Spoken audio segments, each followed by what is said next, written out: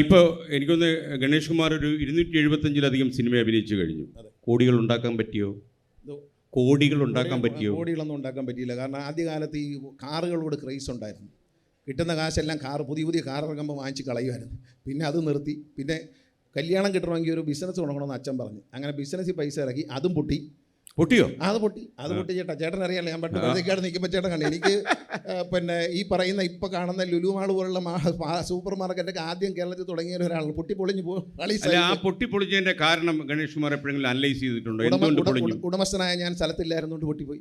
ഞാൻ ഷൂട്ടിങ്ങിന് പോകും. ഇവിടെ കട തുറന്ന് വെച്ചിട്ട് ഞാൻ 10-15 ദിവസം ഷൂട്ടിങ് കഴിഞ്ഞ് വരുമ്പോൾ എനിക്ക് income tax notice, sale tax notice, ലേബറിൻ്റെ നോട്ടീസ്, ഇതെല്ലാം കൂടെ കൈകാര്യം ചെയ്ത് ഞാൻ പൊളിഞ്ഞു പോയി. അപ്പോൾ എനിക്ക് തോന്നുന്നത് ഒരുപക്ഷെ ഒരുപാട് പ്രതിസന്ധികളുടെ ഗണേശൻ്റെ വ്യക്തി ജീവിതവും രാഷ്ട്രീയ ജീവിതവും ഒക്കെ കടന്നു പോയിട്ടുണ്ട്. ഒരുപക്ഷെ ഒരു സാധാരണ ചെറുപ്പക്കാരൻ തളർന്നു പോകുന്ന അവസ്ഥയിലൂടെയൊക്കെ താങ്കൾ കടന്നു പോയിട്ടുണ്ട്. അതിലേക്കൊന്നും ഞാൻ പോകുന്നില്ല. പക്ഷേ ഈ പ്രതിസന്ധി ഘട്ടങ്ങളിൽ, അതായത് കുറച്ചുകൂടെ കരുത്തുണ്ടെന്ന് അഭിനയിച്ച് നിൽക്കാൻ വേണ്ടി ഈ സിനിമാ അഭിനയം ഗുണമായോ ദോഷമായോ? എന്തോ ഞാൻ എൻ്റെ പ്രാർത്ഥന കൊണ്ടൊക്കെ ആയിരിക്കും എനിക്ക് തോന്നുന്നത്. കാരണം ദൈവത്തിൻ്റെ ഒരു കൃപയുണ്ട്. കാരണം നമ്മളെപ്പോഴും മനസ്സിലായത് ഒരുപാട് പേര് ആത്മഹത്യ ചെയ്യുന്നു. കടുത്ത വിശ്വാസിയാണോ? ആണ്. ഞാൻ ദൈവത്തിൽ അചഞ്ചലമായ വിശ്വാസം. എനിക്ക് കൊച്ചി എൻ്റെ അമ്മ പഠിപ്പിച്ചതാണ്. അത് ഞാൻ ദൈവം മതത്തെ അല്ല, ദൈവമാണ് ഞാൻ കാണുന്നത്. ദൈവമാണ്. രൂപവും ഭാവവും ഇല്ലാത്ത ദൈവത്തെയാണ് ഞാൻ ആരാധിക്കുന്നത്. അപ്പോൾ എനിക്ക് എല്ലാ ദൈവത്തെയും എല്ലാ മതാചാരങ്ങളെയും ഞാൻ വിശ്വസിക്കുന്നു. എല്ലാ മതത്തിൻ്റെയും ദൈവങ്ങളെയും വേദങ്ങളെയും ഞാൻ ബഹുമാനിക്കുന്നുണ്ട്, പഠിക്കാറുണ്ട്. അതുകൊണ്ടാണ് ഞാൻ പറഞ്ഞത് എനിക്ക് ജാതി ചോദിക്കാൻ തോന്നത്തില്ല, ആരോടും രാഷ്ട്രീയവും ചോദിക്കത്തില്ല. ഈ ചേട്ടനെ ചോദിച്ച ഈ എങ്ങനെ കരകയറാം എന്നുള്ള ചോദ്യം എനിക്ക് വേണ്ടിയുള്ള ചോദ്യമല്ല. ഞാനീ പറയുന്നത് നമ്മുടെ യുവജനങ്ങളായ സമൂഹത്തിലുള്ള മുതിർന്നവരുമായിട്ടുള്ള ആൾക്കാർക്ക് ഒരു മെസ്സേജാണ്. എങ്ങനെയാണ് ഇത്രയും ചെറിയ പ്രായത്തിൽ സിനിമ അഭിനയിച്ച് മാത്രം പരിചയമുള്ളൂ. എനിക്ക് 19 വയസ്സ് വരെ വീട്ടിൽ നിന്ന് തന്നെ അമ്മ പുറത്തു വിടത്തില്ല. എൻ്റെ അമ്മയുടെ സാരിയുടെ തുമ്പത്ത് പിടിച്ചാണ്, ചേട്ടൻ കണ്ടിട്ടുണ്ട്, ഞാൻ അതിൻ്റെ കൂടെ അമ്മയുടെ കൈയും പിടിച്ച് നടക്കും. വിമാനത്തിൽ പോലും കയറി യാത്ര ചെയ്ത് പോകാൻ അറിയാത്ത ഒരു 19 വയസ്സിലാണ് ഞാൻ സിനിമയിൽ അഭിനയിക്കാൻ പോകുന്നത്. അവിടുന്ന് അങ്ങോട്ട് സിനിമയിൽ വന്നിട്ട് അതിൽ ഒരുപാട് സ്ട്രഗിൾ ചെയ്തു, അവഗണനകൾ നേരിട്ടു, പരിഹാസങ്ങൾ നേരിട്ടു. കാരണം മന്ത്രിയുടെ മകൻ എന്നുള്ള നിലയിൽ കൈ കിട്ടുമ്പോൾ ഒന്ന് ചവിട്ടിയേക്കാം എന്ന് വിചാരിക്കും. അങ്ങനെ ഒരുപാട് ചവിട്ടും തൊഴിയൊക്കെ കിട്ടി.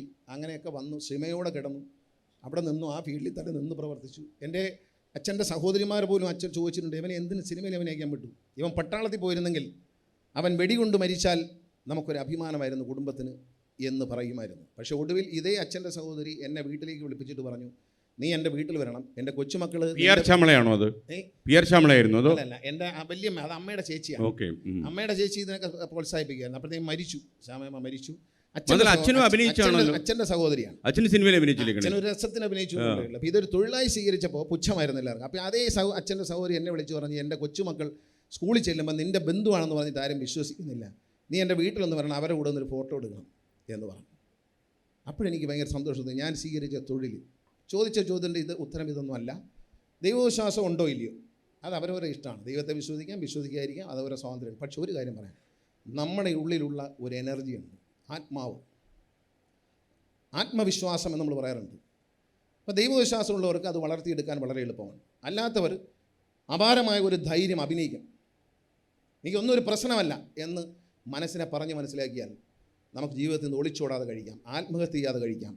നമുക്ക് പനി വന്നാൽ അതിനെ പ്രതിരോധിക്കാൻ ഒരു പ്രതിരോധ ശേഷി നമ്മുടെ ശരീരത്തിലുണ്ട്. ഫിസിക്കലാണ്, സയൻറ്റിഫിക്കായിട്ട് നമ്മുടെ ശരീരത്തിൽ ഒരു പനി വന്നു, അതിനെ പ്രതിരോധിക്കാനുള്ള പ്രതിരോധ സംവിധാനമുണ്ട് എന്ന് പറഞ്ഞ പോലെ ഏതൊരു പ്രതിസന്ധിയെയും അഭിമുഖീകരിക്കാനും അതിനെ പരിഹരിക്കാനും കഴിയുന്ന ഒരു മനസ്സ്, ഒരു ആത്മാവിലുള്ള വിശ്വാസം, എന്നിൽ ഞാനെന്ന വിശ്വാസം, അത് ഞാനെന്ന അഹങ്കാരമല്ല, എനിക്ക് കഴിയും എന്ന വിശ്വാസമാണ് ആത്മവിശ്വാസം. ഒരു ദൈവവിശ്വാസിക്ക് അത് പെട്ടെന്ന് ഈ ജാതിയെ അറിയാൻ ശ്രമിക്കാതെ ദൈവത്തെ അറിയാൻ ശ്രമിച്ചാൽ, ജാതി അറിയാൻ ശ്രമിച്ചാൽ അവൻ പ്രാർത്ഥനയായി പോകും. ദൈവത്തെ അറിയാൻ ശ്രമിച്ചാൽ, അല്ലെങ്കിൽ എൻ്റെ മനസ്സിന് എനിക്കതിനുള്ള കഴിവുണ്ടെന്ന് വിശ്വസിക്കാൻ, ആത്മവിശ്വാസം എന്ന് പറയുന്നത്. ആത്മാവെന്ന് പറയുന്നത് ഒരു ആത്മീയതയുടെ സാധനമല്ല, മനുഷ്യനിലുണ്ട് മനസ്സ് എന്നൊക്കെ പറയുന്ന സാധനമാണ്. ആ മനസ്സിന് ഏത് കടം വന്നു, അല്ല കള്ളും കൂടി ശേഷി വീട്ടിൽ കിടന്നാൽ കടം തീരുമോ? ലഹരി മരുന്ന് അടിച്ചിട്ട് കിടന്നാൽ പലിശ കൂടത്തേ ഉള്ളൂ.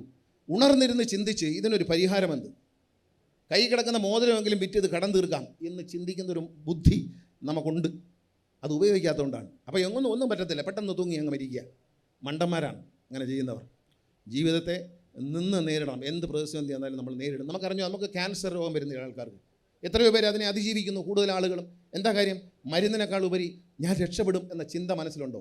രക്ഷപ്പെട്ടിരിക്കും. നന്ദി.